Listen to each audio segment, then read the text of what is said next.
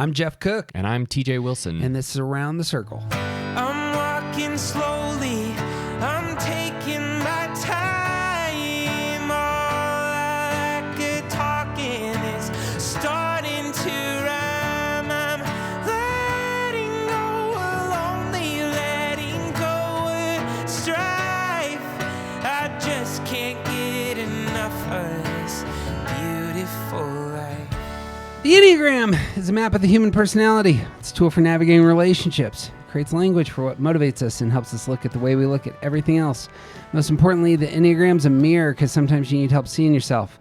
My name's Jeff Cook. I'm a philosopher in Greeley, Colorado, and with me is TJ Wilson, businessman, lover of theology, and Enneagram ninja. Hello. My man. Hey. This is a series I've been looking forward to for a long time, and we're calling it 10 Questions, and I would love to start with an anecdote, if you would allow me. I mean, you're driving the bus here. I don't really have a choice. So, allow me a story that you've probably already heard, but I think it sets the stage well. The story is told of a young man who falls down a manhole, and looking all around in the darkness, he sees that there's no way to climb out, so he begins yelling for help. And some people pass by and they drop food down the hole. Some offer him some encouragements. But the young man stays stuck deep in the sewer, right? And then old man hears his cries and he comes to the edge and he sees the desperation on this young man's face. So he decides that he's going to jump into the manhole as well. And as he falls down into the darkness, he lands beside the young man, and the young man looks at the old guy with disgust, and he says, "You are a fool. Now we're both down here." And the old man gets up, wipes off his face. He says, "It's true, but I've been down here before, and I know a way out." Have you heard this story before? I have, yeah. It's a West Wing poll, I believe, but I'm sure it's like very popular. But it gets us in the groove. Sometimes... For a split second there, I thought you were talking about Westworld, and I was like, it is not in Westworld, sir. Oh. One of those robots was spouting wisdom. Here's the thing about life. Sometimes, for me, all you need is a little push. You need a guide. You need a chart. You need some bit of wisdom that says, this is where you are, and this is how you move forward. And that's how Enneagram works for me and for many of us. You and I get a little bit more into it than a lot of people. Some people just sit here for 2 or 3 years. It does its work, and then they move on. And sometimes that's incredibly good to have in your life. It's like it showed me something during that season, and I worked through it. Yeah. And as we so often say, the Enneagram can show us where we are on life's map and show us our motive, what surrounds us, where the obstacles are.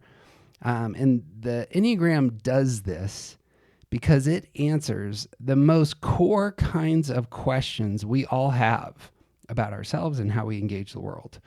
And one of the true joys about Enneagram is, we all know this, your life and my life are very, very different.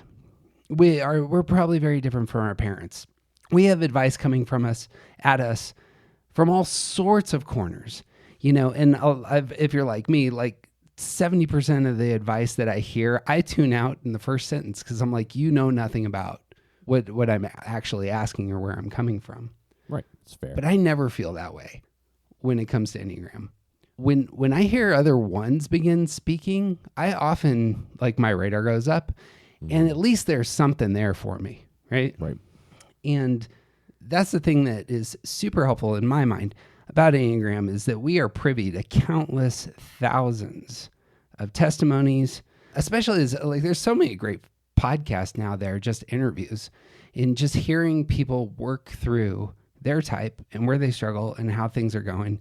And they are people who share our perspective, share our motive, share our struggles, and they've been here before. They may really have deep understanding of the frustrations and despairs and resentments and shames that many of us feel because they share our type. And the fantastic thing is that some of them have found a way out of that. And so we are nearly done interviewing all the most informed people that we know about their types. We are wrapping up next week with Jess, Pena, and the Fives. And today we're talking to our good friend Heidi about being a 4. All of the full interviews, by the way, from this series can be found at aroundthecircle.org. It's over 20 hours of great material. Definitely go check that out. But for now, welcome, Heidi. Thanks, Jeff. It's really fun to be here and hear the intro in live time. It's like being backstage at my favorite show or something. It's a long runway today. Heidi is an Enneagram 4. She's living in Gunnison, Colorado. What are 3 fun facts about you, Heidi? 3 fun facts. I applied to college as a declared Chinese major, having never studied Chinese before. Awesome. That one's probably my favorite fun fact. Other than that, I guess I'm an oil painter, and some of my best friends are trees. Not only fun, but lots of variety in that list. Yeah, right? Like actual trees? You got to expound on that. Well, actual trees. I mean, we all live in Colorado, so we know about aspen trees and how they have those sometimes almost creepy looking black eyeballs in the knots of them that are kind of staring at you as you walk through the woods. And once in a while, you just meet one of them that seems to just have the eyeball that stares straight into your soul. So I keep tabs on these trees and I paint their portraits throughout the seasons. And there's just certain ones, especially the ones that might be, getting on in years, that I feel a particular attachment to. You got to go back and check on them, make sure they're still doing okay. And yeah, I've painted some of them probably upwards of a dozen times, and you notice so much when you stare at them for that long that all of a sudden they aren't like just any other tree anymore. I assume you know this. It's been shown that the largest living organism in the world is in Colorado, and it's the aspen. What do you call that? The whole body of aspen trees all connect underground. Yeah, I think it's fascinating. Like I read the book, The Secret Life of Trees. Uh-huh. They talk about how they'll actually divert resources to a tree that's struggling, like maybe it got infected with some kind of rust or other illness. And even after the tree has started to die, they'll still be diverting this energy to it, trying to save it, which I always thought was a very poetically tragic thing about these tree families. Don't they know we're in America and we shun communists? This sounds way too socialist in nature. Communal healthcare. Some of us shun them. That is a beautiful image. Okay, so oil painting, trees. If you just threw in a couple of Chinese, calligraphy characters. Mm-hmm. Rolling. All 3 of those. Yeah, I know.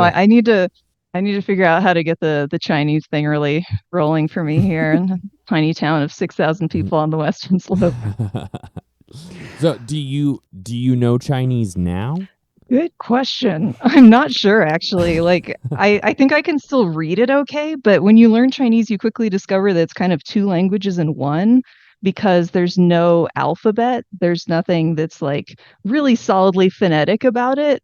There's some tendencies, but not really anything that helps you read characters out loud. So usually people gravitate toward the written version or the spoken version, and it's really hard when you aren't a kid learning it to ever like fully unite those things in your brain. So I think I've always leaned toward reading and writing it more than speaking it. If a Chinese person appeared in front of me now, I would probably accidentally speak to them in Italian, because that's the language that I've been trying to learn recently for no really good reason other than romance, Fair enough. Well, we invited Heidi on. Not only is she a professional therapist, but I have said this to her off mic. There are very few people in the world I talk to about Enneagram who, when they begin speaking, I'm like, oh, they're more informed, or they do this better than I do.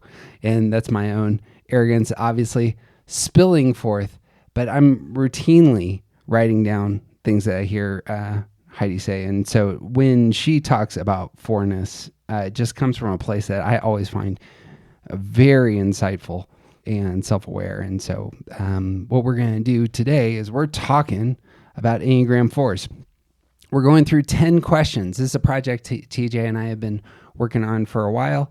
We think, you could ask 10 big questions through the Enneagram about who you are, and it would probably give you a great grasp on what the Enneagram is, what it's focused on, and what it exposes and helps us to see and wrestle with. And so that's what we're going to be doing today, specifically with fours, is asking 10 big questions. What I'm going to do is set things up. TJ will comment, but we're going to spend a lot of time talking to Heidi about her insights, thoughts, and self-reflections on these 10 questions. So that's what I got. You guys ready to go?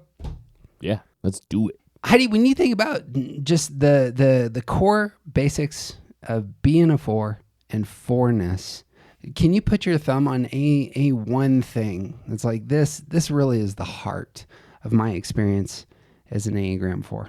Well, as I was looking over some of this material, I spent a while thinking about this language that we sometimes use of like finding yourself or losing yourself, or how that relates to having an identity in general. And I kind of came back to this idea that the reason why fours seem kind of wobbly isn't because we don't have a strong sense of identity. It's that we have this really close connection to what we think of as our essence or our soul, and that's who we are. And all of the problems come from trying to somehow translate that to being a human being in the world. Very interesting. Go ahead. Whew, that was just really well put. We're going to be talking quite a bit about the eyeballs turned toward the inner life and the abilities of force to look inward. But it's not just seeing yourself inwardly. As you're saying, there's like a deep connection with what you're seeing there, yeah? Yeah, like I feel like there's no way to talk about like searching for myself or trying to find myself. I've been here this whole time. I haven't ever gone anywhere, but I don't know how to make that make sense. I don't know how to put all of that into a body and parade it out in front of other people and feel like I can ever communicate it appropriately. Well, and there's so many things out in the world that affect how that feels as well. So it's not just that like communicating it, but also being true to that essence in the vast fluctuations of how the rest of the world is doing things. And from day to day, and like when other people are in bad moods and like that you have to interact with somebody that you've never met before, and all of these things, like the fluctuation of how we experience the world coming at us also has an effect on how your perceived connection, like how your communication of that essence comes across, right? And like they're constantly shifting and moving and trying to make sure that you're true to yourself while also being true to what you're experiencing. Right. Like the place of least friction is to just stay inside myself with my own thoughts and feelings. And then there's some other scenarios where I feel like I can maybe go out into the world and add just a little bit of myself to it, and it's not going to be a problem. And then there are other kind of high intensity scenarios in life, like even trying to be on a podcast like this, where all of a sudden I've gone from like wanting to be seen to like fear of exposure. Like, how am I going to write out all of the different things that happen and my maybe convoluted internal response to questions you might ask in a way that leaves me feeling like my participation in this was an actual reflection of myself. Like, I don't feel necessarily confident in my ability to do that. That's very well said. I hinted that we were going to get to 10 questions. I think that's a great setup for just like, here's a brief snapshot of fourness. And now we're I heard a ton of stuff that I want to comment on there, but we're going to push into our 10 questions, see what emerges. The first question ends up centering on what the whole Enneagram centers on, which is motive, and what do I want most? If you were going to speak for yourself as a four and perhaps other fours, what is it that you want most? When I was looking at these questions originally, I jotted some things down in my journal before I read the rest of like your comments about it. Cause I was like, let me see if I can catch this just off the cuff. Yeah. And I said, what do I want most? To contribute something to the world that no one else could have. To be truly seen and loved by a long-term partner, i.e., to feel irreplaceable, to feel like I have personal value through experiencing acceptance. And I don't think any of these things is attainable. That's a great tag. And TJ like fell on the floor as it was said. None of these is attainable. Tell me why. I mean, I think that the first one, to contribute something to the world that no one else could have, I think the first stumbling block there is my sense that I can't necessarily impact the world. That sort of like action repressed place of not knowing what I could do in the world with my time, with my life, that would actually make a difference. Feeling like some separateness from the world that keeps me from having an impact.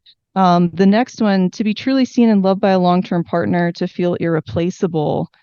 I think that most of us are actually pretty replaceable.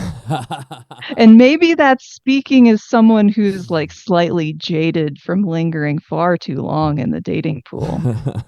But I think early on, especially in my love life, I experienced that if a partner is no longer with you, they'll just go and be with someone else. And sometimes they'll do that with shocking speed.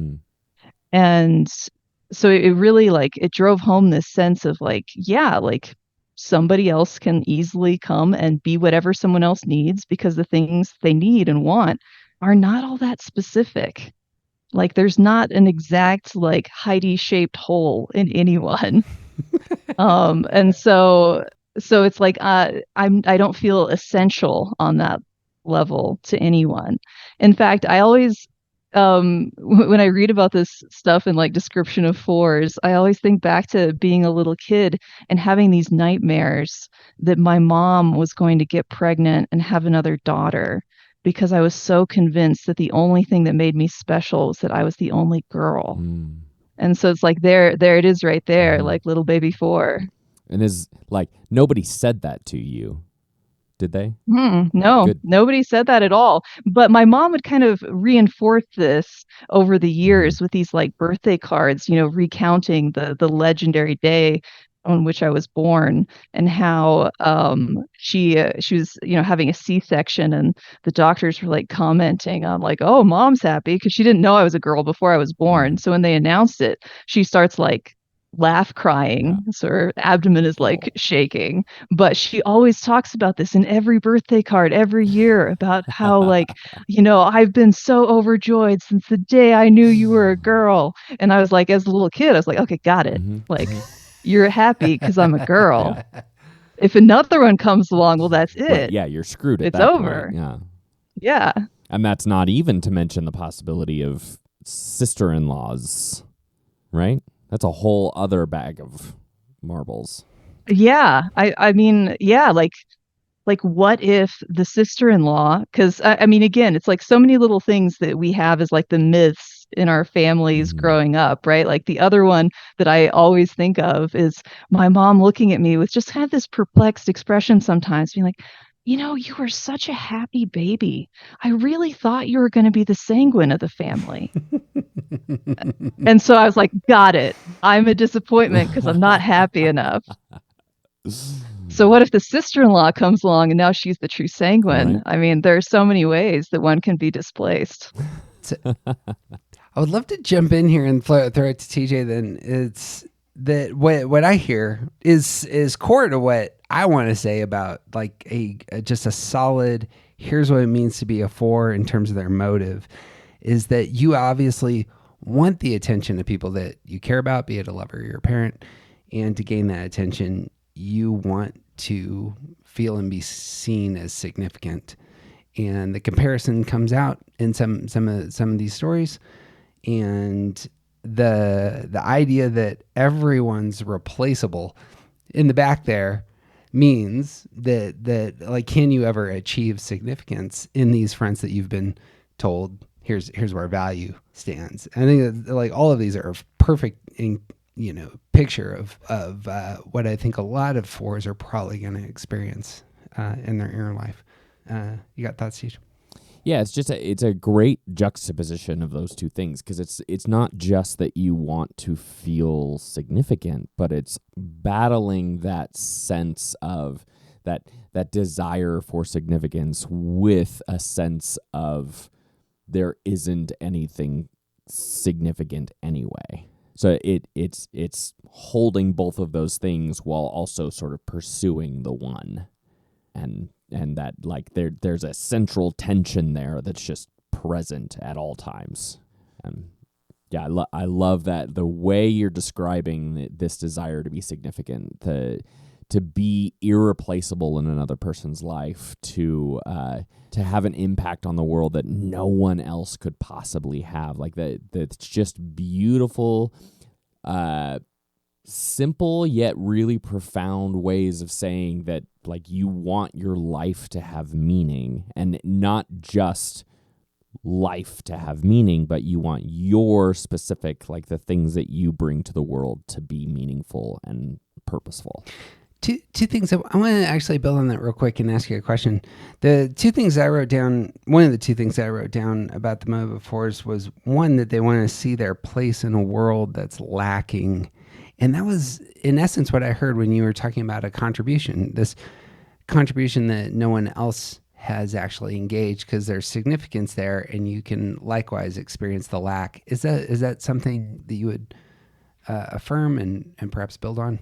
I actually took a closer look at that line. The fact that others don't understand the complexity of the world the way they do, but also that the four doesn't quite know their place in a world that's lacking.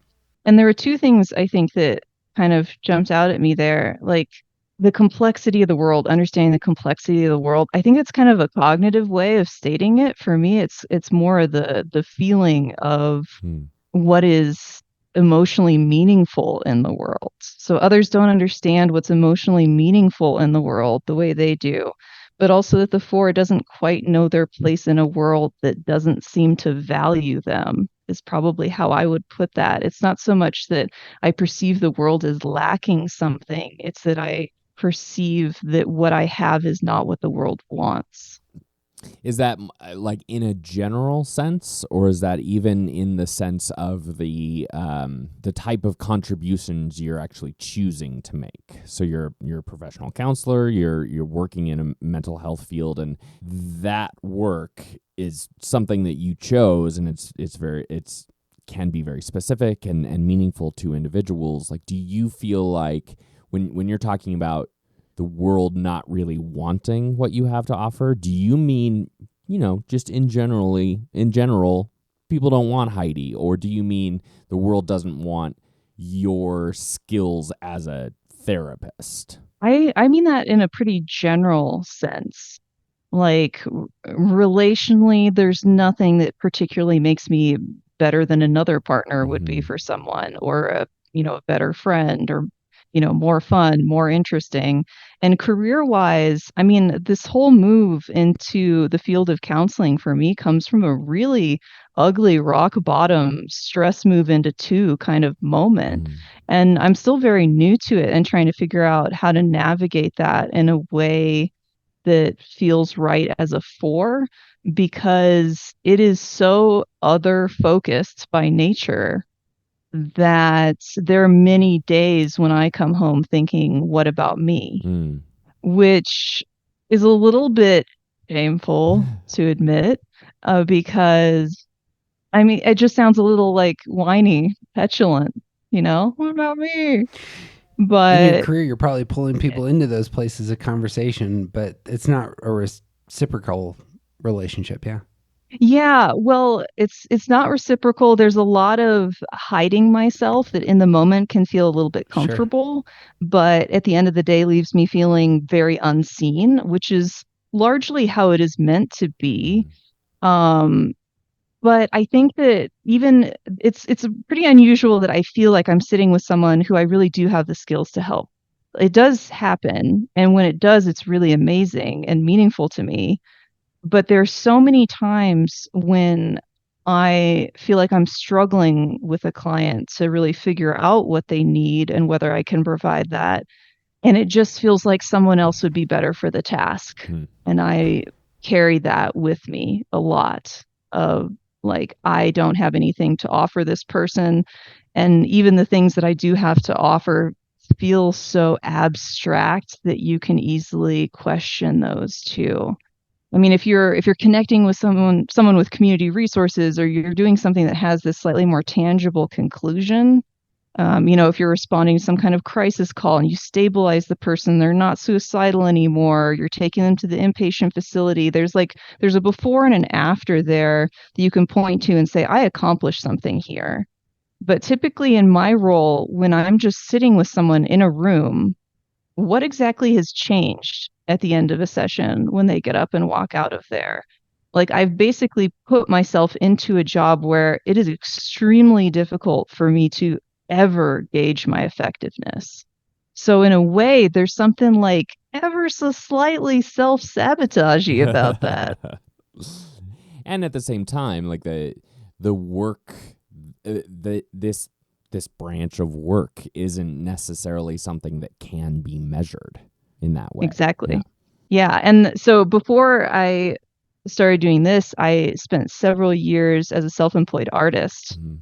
And that was like kind of the opposite, in a way that I could tell was indulging me in ways that maybe I didn't want to always be indulged, where it was like me, me, me, me, me. I'm so busy trying to make my career as an artist work that I don't have any time to devote energy to friends or family members who maybe need something from me. Like, it's just a massive pendulum swing that I think I'm still kind of grappling with. Like, I miss being able to spend that much time with myself. I just do.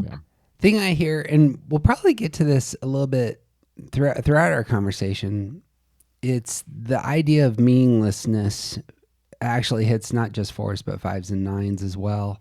And how that it should be noted just up front in terms of motive. You have a radar that things out there, I suppose, should have meaning. I don't know if that would be correct. Like, you're looking for the meaning and your own purpose in helping facilitate that meaning. And yet that's balanced with the none of these things is attainable, which I think speaks well to how a lot of 4s, 5s, and 9s come to the world. Am I wrong there? Or am I misspeaking on either of those? Both of you there's a 4 and a 9 here, so either of you can comment. To me, that sounds right to me. I mean, we're holding a tension because the thing that we want is there's a knowledge that it's basically unattainable. So how can we get as close to that goal as possible, but still holding that tension? I think for like 9s wanting their presence to matter is a thing, but 4s the desire to feel significant. In terms of the motive, I want to say is probably going to be something we return to as we're talking. Yeah. Second big question is, how do I see the world? So you move from motive to what in Enneagram speak is, what is your primary center? Your primary center is about how each of us see the world, receive the world, and 2s, 3s, and 4s all receive the world, as we've often said, into their heart center, their emotional core. And there is something there about being seen, about being connected relationally, that really matters. You want to speak to that, Tej, and then we'll get Heidi's response. Yeah, thinking 4s in particular, there's so much attention paid to emotions and connectedness and relationships. Heidi, just thinking about all of the collective responses so far, so much of your language speaks to comparison, speaks to it's not just this is how I feel about this thing. It's somebody might be better than me at this. Somebody else might do this better than me, and there's a sense of comparison at all times, and it's just taking in all of the information through that heart center means that you're always thinking about other people and your own emotions and how other people are affected by you and how you are affected by other people, and there's just that exchange is so much a part of how your inner life works, and like true for all heart types, but particularly 4s. That's how we'd phrase it. What comes to your mind when you think about your center? I think it's always felt like a little bit of a gut punch to be reminded that other people are not necessarily relationally oriented in the same way. Mm-hmm. It kind of makes me go like, okay, I need to collect my 2s and my 3s and just stay away from everyone else. They can't be trusted to care enough. Those of us in the other center agree, and we likewise are just forming little bands of. Yeah. We're just building this thing. I mean, seriously. I mean that might not be true for the anchors, for the 369s, because that's how I see things. But man, I'd much rather take a nap. Yeah, but you guys are weird. Oh, go ahead. What else do you see there, Heidi? Well, I was thinking about this idea of folks in the Heart Center being what you wrote as principally aware of the emotional posture of others and how they are received. And I was thinking about that how they are received part. And it was like, okay, so 2s would be like, please see me this way. And 3s would be like, I'm going to make you see me this way. 4s, I guess we're kind of like, I don't really know how you receive me. I hope it's positive, but I also have received different like negative feedback that has taken me very off guard at different points in my life and left this kind of residual sense of uncertainty again about like, can I communicate myself effectively to the world? Can I be received the way that I want to be received? I think that's exactly it. Yeah. It's if you really cared about me, you would see me. Yeah. Yeah, I mean, I don't know. I guess putting it that way sounds like vaguely threatening or something.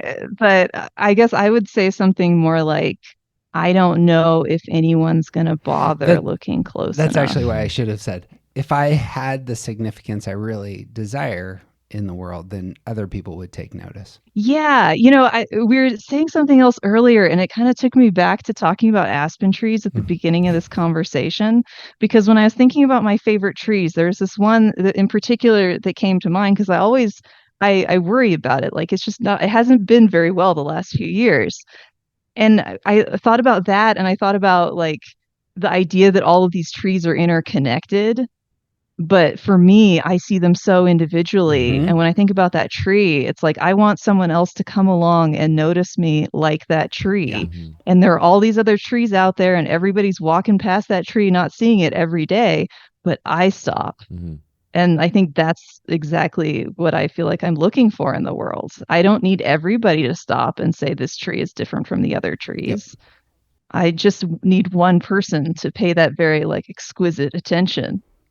Oh, I love that so much. And it's almost like if 2s say, please see me this way, and 3s say, you will see me this way, I almost feel like the 4 is, I wonder if anyone can see me this way. Yeah. Yeah, I think that exact word, like I wonder came to mind when I was thinking about that question earlier. Like there's a really like obsessive curiosity around that question. Like I am like deeply preoccupied with this concept of how other people receive me and this sense of like powerlessness over that image that keeps sending me back inside myself. Yeah. I also think this is a really good spot to point out that like there's a way to talk about 4ness that makes it sound like they're really narcissistic, like they're really self-obsessed, and like the internal attention, like paying attention to what's going on in your inner life can sometimes, sound arrogant and narcissistic. But I think drawing attention here to this place of it's unintentionally, unconsciously a self-focus about how other people see you. And it's not narcissistic. It's just the way that you think and see about the world. And yeah, the way you're phrasing this stuff, I think, is a really good way to show sort of that space that's not as negative as it sometimes seems. I want to phrase this as a question. One of the things I had written down for motive was that 4s want others to see the world as they do, but that would include themselves. Is that spot on? Is it that would fours actually desire others to see these things are beautiful and these things have their place and these things seem repugnant, but in the same moment, the eyes will turn inward and there is a desire. I really want this person to likewise see me the way I see myself. Yeah, I think that definitely is the end goal, the hope that you can kind of see yourself reflected in someone else and that they can, by seeing you accurately, actually provide a little bit of a bridge for you to be in the world. Like they can then sort of communicate you to Yeah, others as well, that they will somehow like anchor you more in the moments where we feel like very untethered, maybe that we don't have an actual place. The idea of other people seeing the world the way that I see the world, that I would be capable of igniting interest and curiosity and meaning in this other person. Like if I point out something about the world that I think is fascinating, not because I need to do a full intellectual debate about whether this thing is right or wrong, but just that it's intrinsically right. interesting and can we just enjoy it from the standpoint of another mystery about life. When I get a response to something like that that sounds like, oh, that's just the way it is, like my heart Sure. breaks. Mhm. Yep. But you didn't Yeah. see the grandeur of the aspen trees and what's Yeah, you communicated there. didn't get Yeah. it. Yeah. Lack of connection there. Last word on centers, teach. I think that speaks so well to just the reality of the heart type. It's there's a sense of self that is tied to relationships. I think the part of what you're looking for is not just significance, but connection, so that you know that other people that you have a place in the world. And part of how you have a place in the world is by connecting to someone else. Like the relational need there is, that this is what heart types have. It's a relational need to be connected, to know themselves through their relationships. Love it. Brings up our third big question in Enneagram, which for TJ and I is, what's my biggest obstacle? If you were to name your biggest obstacle through the lens of the Enneagram, the things that TJ and I consistently hit is our underlying feeling. And for heart types, that revolves around relationships. It revolves around how relationships are going, and especially where relationships have failed, and perhaps our own culpability in the failure, like things not quite going well. Well, I suppose the failure may be of all sorts, isn't it? For heart types, 2s, 3s, and 4s, the underlying feeling is shame. And do you want to do any more setup there, Teach? And I'd love to hear Heidi's response. Yeah, I am also very interested to hear Heidi's response, because I think I have experienced a lot of 4s responding to this in a similar way. But the idea of shame and how we understand shame isn't really wide enough for what we mean when we talk about shame. And there's a sense of relational anxiety and unease about things that have happened in your past, how people perceive you now, how you're fitting in at work or at school or whatever. Like there's the underlying tension is about relational unrest, about relational unease, and that, to me, that's what we're talking about when we say the word shame in relation to the heart types. I am very curious about your thoughts, though. Shame has always been a word that really resonated. Relational anxiety also sounds just right to me. I think it took learning about the Enneagram for me to start to understand that not everyone moves through interactions with this like panicked sense of needing to run and hide. And I think it's been really helpful to acknowledge that, because it opens up just a little bit of wiggle room where I can kind of see that maybe it's somewhat optional to live in this constant state of desperation. Because living with this degree of shame, I think, I mean, it's the perfect recipe. It ties into everything else. Like it's the reason why I have problems in my head that I need to go sort out before I can actually do anything in the real world. Like it keeps me constantly separate from what's going on around me Mhm. and increases that sense of lack of connection. My experience of fours, I don't know if this is uniform, but my experience of fours is that a lot of the energy that I experience with fours in terms of their forward movement and their relational energy, it almost feels like it's being spurred from this place. Even when the four might like think about their past experiences and say, everything has its place. This is a beautiful part of my story, even though it might be dark and tragic and things just were a catastrophe. There is still in the moment commonly just the kind of an underlying energy from fours in my experience, and how they're addressing other people, and I'm assuming it may come from this place. Am I wrong there? Yeah, I mean, when I think back in terms of like reviewing my life, I don't know that I necessarily can sort of romanticize all of it either. Like I look back and I have so many like knots of shame in memories of relationships that I can call them to mind and just feel immediately sick. And like I know everybody's like, oh yeah, that time in elementary school when I like peed my pants and the whole class laughed at me or something like that. Like folks will have that story that they tell. It's like, oh, that time in my life when I was so embarrassed. But like for me, that is present in pretty much every single relationship I Yep. have. That sense of something has gone horribly wrong here, and I don't know if I'm ever going to be able to fix it. So much so that it might be actually be foundational. Foundational. Yeah. It's interesting, like thinking about how fours communicate about their flaws because we're known for going around, and I mean, I've already done it on this podcast, right? It's like I've already presented a bunch of my flaws in blazing color. And we tend to like to do that. But I think it's because it actually doesn't like that's not necessarily where the shame is. Yep. The shame is more in like our ability to like be ourselves in the world, that whole like communication of the self in an authentic way. The flaws aren't really actually the problem. Like we might see ourselves as incapable of achieving the thing that we want.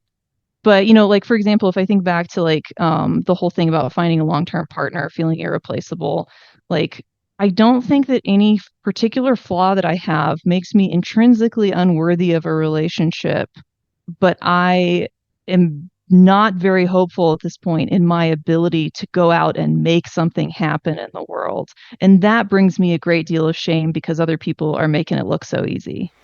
Happen in the world is making a romantic connection, or happen in the world is something that like would garner attention for you? Yeah, happen in the world, like literally go and exist in public spaces where one might be noticed. Right. If it helps at all, no one envies the dating scene right now. Like just the way dating works. There's a lot of us No, that yeah. are just like, man, I'm so glad I missed all of that because it's just so hard. Yeah. Ugh. And I sort of appreciate when folks like commiserate with that, but it's also like I think it's something about being a four in this particular life that I'm very annoyed by is the fact that we have this sense of lack, right? Something is missing, something's always missing. I'm always looking for the missing piece. And at my age to be unmarried and not have children, I am actually becoming a social anomaly. People are actually looking at me and saying, "You're right. You are missing a fundamental piece of the human experience." And I'm mad about that because how much more interesting would it be if I had all those things and I still felt like something was missing? Like that would be a fun conversation to have. Right. This one's just like low-hanging fruit. It's too obvious. Right.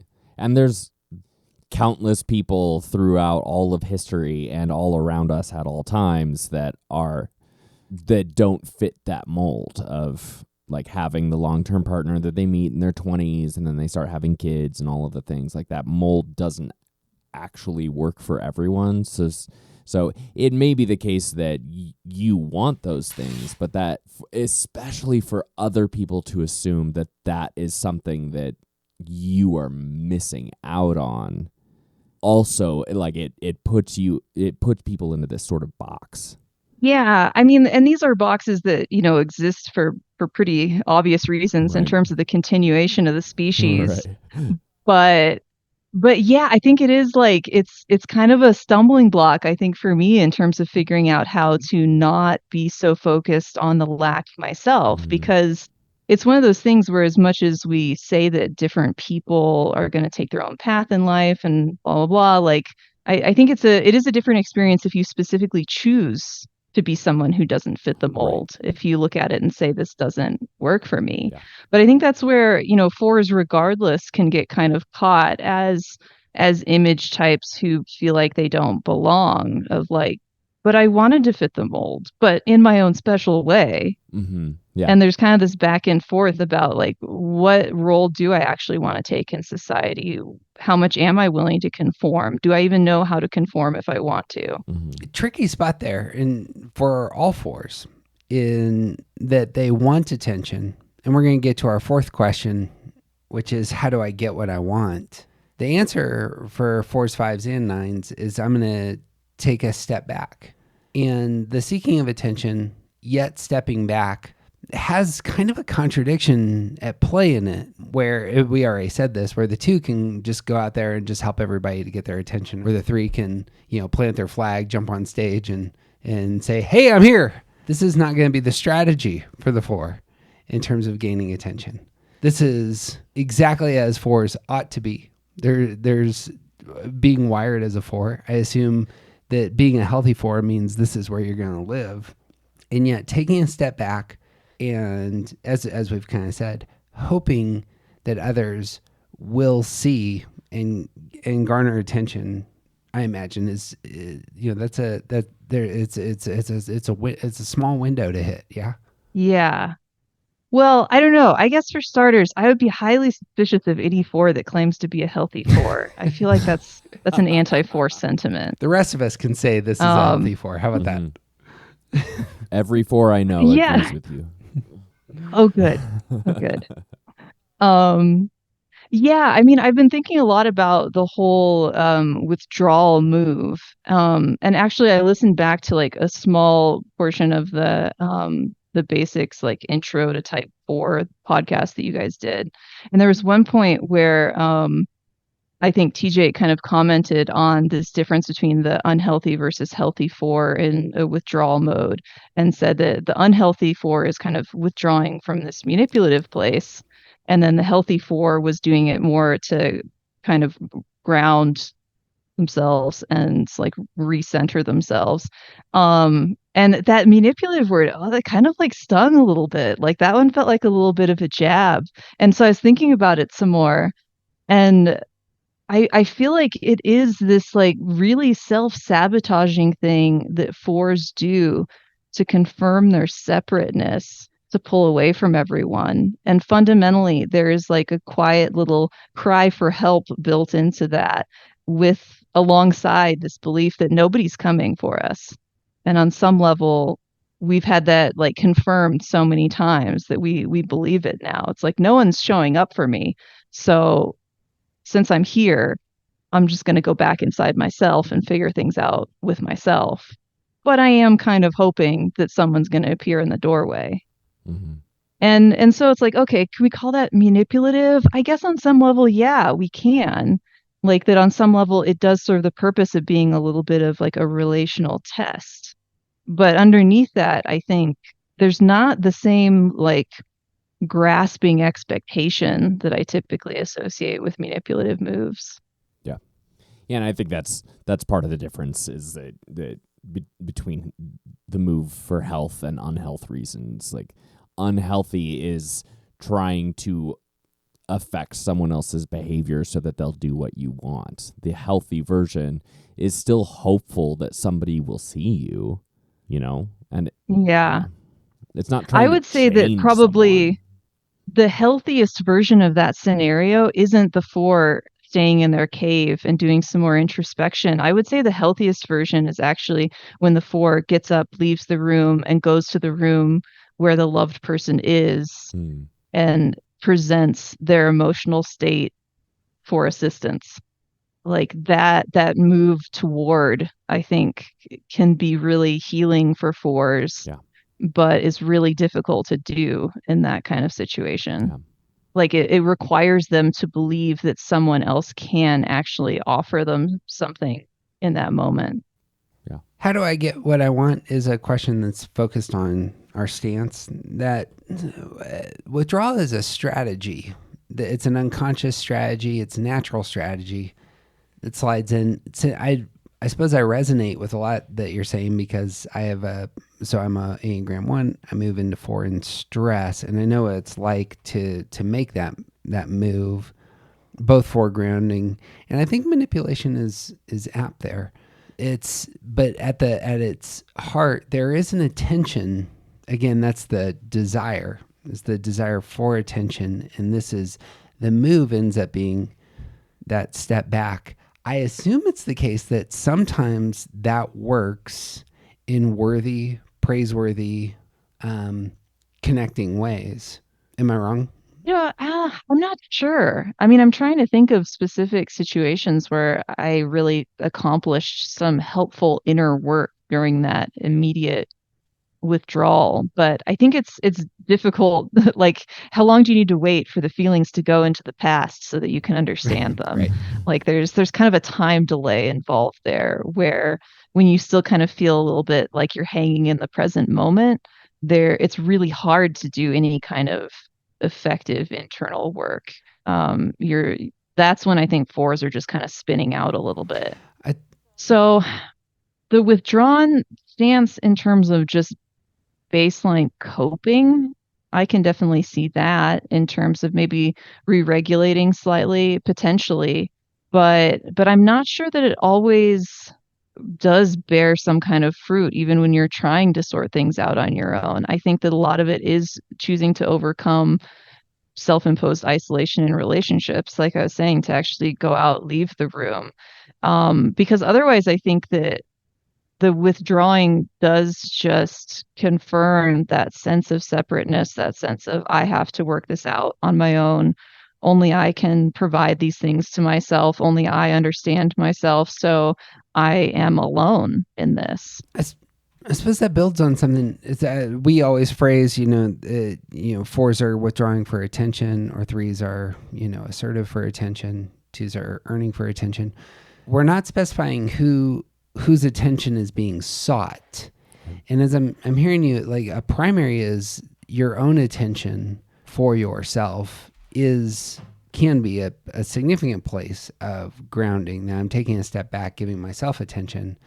Once I'm grounded, then I can step back into the world and do what I'm made for. Yeah. I mean, I get the attention from myself through withdrawing. So in that sense, like I'm fulfilled. I've got some form of attention. I think some of it has to do with like how we're approaching this idea of the problem. Like, what is the problem? Like a lot of times in my life, the problems emerge from the repressed center. Like Right. they are physical, tangible, real world problems. So when I think about what do I get from withdrawing and how do I solve the problem, those feel like two totally different things to me. Love that. Last thoughts there, Teach? Yeah, I've been thinking a lot for a while about what internal withdrawing looks like.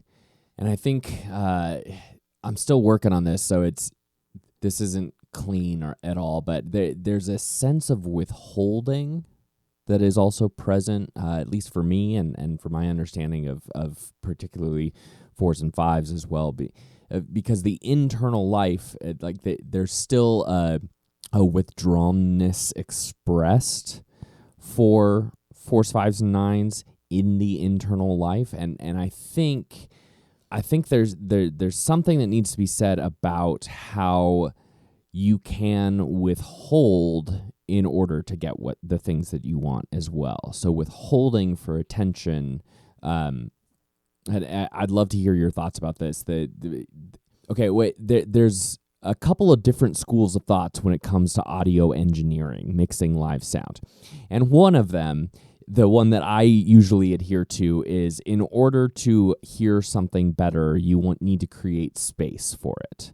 So instead of turning up the acoustic guitar, you would create space in the mix to where you can hear the guitar better. So maybe bring some other things down. So in a similar way, the idea of potentially withholding the full self, withholding the full intensity of the emotions in a way of sort of making an appearance that may be more appealing. Does that make sense? Like I can see a lot of that in my own life, and it's more about withholding the things that I'm doing. But yeah, I have been thinking a lot about the pairing of withholding and withdrawing in this sense. And I'm curious of your thoughts. Yeah, what comes to mind for me is like how I navigated being an artist who needed to use social media for a career. And this whole idea that when you're an entrepreneur in that kind of field, you're supposed to be marketing yourself. And I think I got to the point where the intensity of feedback was so overwhelming that even if it was positive, I wanted a different kind of attention. For me to become the mysterious artist whose work you see in a gallery, but there's no picture of her, you don't know where she is, you go to her website and it's bare bones. And you can never track this person down again. It was this sort of one-time encounter just through this piece of artwork. And it's like, I want to be just around the corner, like peering around the edge, like, oh, how are they responding to the artwork? But I never want to be standing right in front of them. Right.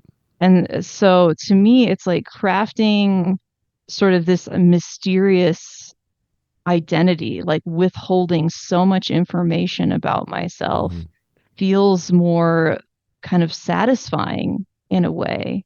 It's like I want people to just be able to have a reaction based on this little snippet of me that they get.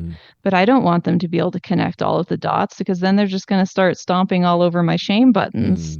And whether it's good or bad feedback, it's just going to flood the system. I'm not going to be able to handle it. So I need to craft this much smaller, more withdrawn public image. Yeah, I love that. I mean, the thing I hear there again is the desire for others to pursue. That if I was captivating enough, if the things that I was doing were interesting enough, intriguing enough, others would take the step to pursue.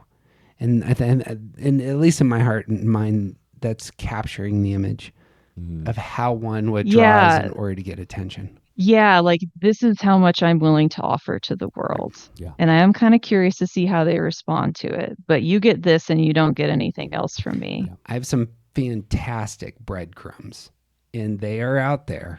And I'm going to go over here with more breadcrumbs. I'm going to lead you to the spot. I love the image of go to the website. It's bare bones. Yeah. If you're real interested, you are going to jump through the 5 clues that I have in order. And back in the day when I used social media, I tried to be, kind of poking fun at that. I would sort of be like, and here's the picture of me. Every 6 months, I feel that I am required to share this image with you so that you are reminded that I am an actual person. But yeah, just sort of trying to navigate that commodification of self, like the sort of cult of personality that people are desperate to find whenever they're consuming any kind of art, whether it's singer, musician, painter, any of those things. Right. Like people want this package deal, especially these days. We're just so used to getting so much information about everyone if we go and seek it. And so like even the thought of someone listening to this podcast and then Googling my name, and now that I've said it, they're going to do it. But like even that thought is just absolutely appalling to me. Like truly like sort of like sick to my stomach kind of feeling of like, no, like I don't want you to be able to find me at will. Like you're only supposed to get the parts of me that I offer to you. Yeah. Yeah, and in that way you don't have any control over what image of you they are experiencing. And not necessarily Exactly. like picture, but the whole package. Like what parts of yourself are out there in the digital world that people are accessing. You don't have control over that full picture. Right. Yeah. And a 3 maybe would say the more the merrier. Like I want a solid 4 pages of Google results that are me, Right. you know. But for me, I think it's a lot more complicated. Right. It's like I can't imagine a world in which consuming a bunch of information about me makes people, like me or find me more impressive. And therefore, I'd rather dole out the tidbits and, watch from the other room to see if it's acceptable. I suppose that gets to the point I was trying to make earlier, that kind of underlying 4's motive is desiring others to see them as they do. And that would be kind of the opposite of the coin of, I don't want others to have the wrong or, a faulty vision of me. Don't screw this up, y'all. So maybe that's actually why the breadcrumbs are important. Like, if you really love me, you're going to follow the breadcrumbs, and then you're actually going to be, you will have proven yourself worthy of seeing what actually matters, because you've shown the initiative. I at least resonate with that, because 4 is my stress move, and so maybe I'm saying this is kind of how I experience that. If you really cared about me, these are the things you would do for me. Heidi, you're a delightful human being. I'm thrilled that you gave us time, and I'm really looking forward to re-listening to this and taking better notes than the scrabble in front of me that I was trying to get as we were going. So thank you very much for all of your energy and time. Well, thanks for having me on, guys. And we'll redact your last name so that nobody can look you up. Is this desirable? I was kind of joking, but like kind of not. Perfect. That would be just fine. I have a little shred of mystery. There you go. Leave them wanting more. Right? She did say that she goes to the Zoom meetings. That's true. There you go. Clues are out there. The people can piece it together if they really, really want to.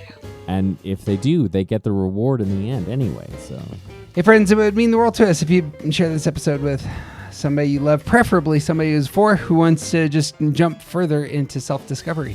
We always appreciate stars in reviews. TJ, nobody loves us. If they really loved us, then they would give us some stars in reviews. But no, they just already have. They can't give us more stars. If we had more new listeners, then. Lastly, as we're going through this, we're going to have a bunch of stuff at our Patreon site, and would love to invite you to go there to see all the new goodness that we have coming out. Patreon's amazing. I don't know if you go there for other podcasts and the rest, but people who actually use Patreon well do. It's a tool. So that's what I got. Patreon as a tool. Give us some stars. You got anything else? I got nothing. You see G. Wilson. He's officially awesome. She's Heidi, whose last name shall not be named. And I'm Jeff Cook, and who you aren't just isn't interesting.